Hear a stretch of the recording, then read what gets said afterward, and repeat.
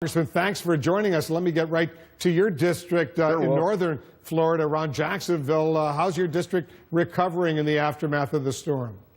We've toured the district all day today, and it's recovering. There's a stellar effort by everybody on the ground, and I'm happy to report that all 6 of the counties in District 3 of North Florida got individual assistance where people can qualify for $33,000 of assistance, public assistance, and hazard assistance. And it was a team effort. Yesterday, the county of Alachua, where Gainesville is, my hometown, was out of fuel. 13% of the gas stations had fuel, the others didn't.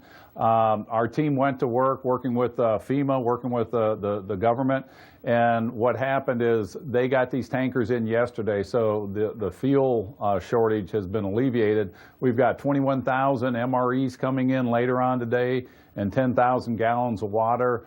Power is being put up, and the important thing is that the FEMA money is here to help alleviate, hazard release, picking up trash and debris. So we're happy with the progression, and I think the greatest thing I saw, Wolf, was people coming together as Americans, as we always do in tough times like this, to make a tough situation better. It's an awful situation, but do you worry, for example, Congressman, that nursing homes in your district might be vulnerable to the horrific situation we all saw unfold in Hollywood, Florida yesterday? 8 people died after their air conditioning units went out. Others are in critical condition. About 150 elderly had to be evacuated. Could that happen elsewhere in Jacksonville in your district, for example?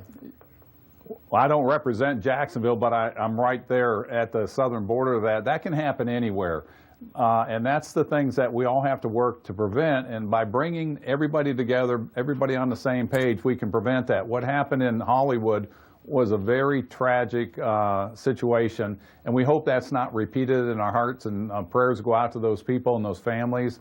Very tragic thing, and let's not repeat that. Yeah, let's learn the lessons from that, make sure it doesn't happen again. Let me quickly turn, Congressman, to some other news. The president, he dined last night with Democratic leaders at the White House, and they may have come up with a legislative deal on immigration that would allow the 800,000 or so dreamers here in the United States to stay, while adding money for tougher border enforcement without money for a new wall along the border with Mexico. Were you surprised to see those reports today? Well, I heard it as a report, but I don't think there's any language. I don't think any deal's been cut. I think there was talks. You can't fix a problem if we don't talk about it. But I can tell you the one thing is border security has to happen. Enforcement of laws has to happen before you'll see this go anywhere.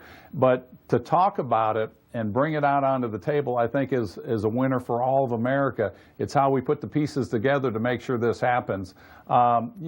Face it, we've had a broken immigration, as you and I have talked about in the past, a broken immigration system for over 35 years that has led us here. There's not going to be a quick fix. Not everybody's going to be happy, but we're going to have to do some things that are necessary. Border security, enforcement of the laws, the DACA program, the illegal DACA program of the past administration needs to go away, and then let's deal with the situation here. And there's some good legislation that has been proposed by Bob Goodlatte for a great guest worker program, and there's other things that are on the table. We're introducing things to help work through this, and I truly believe that we can get this done. Do you agree with the president when he tweeted this morning? Does anybody really want to throw out good, educated, and accomplished young people who have jobs, some serving in the military?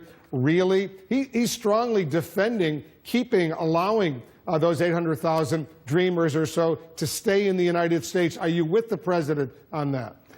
Well, again, I mean, this is a symptom of a failed system. We've got to be able to work through this. How we do that is the things that will be at the negotiating table. We've got some proposals on that. The important thing is we want to add to this, and that's why the DACA program has to go away, and the border security and the enforcement of the laws. And I'm sure we can come to terms on this, but blanket amnesty, as we did, or President Reagan did in 1986 with approximately 4 million people, they failed to follow through with the enforcement of the border.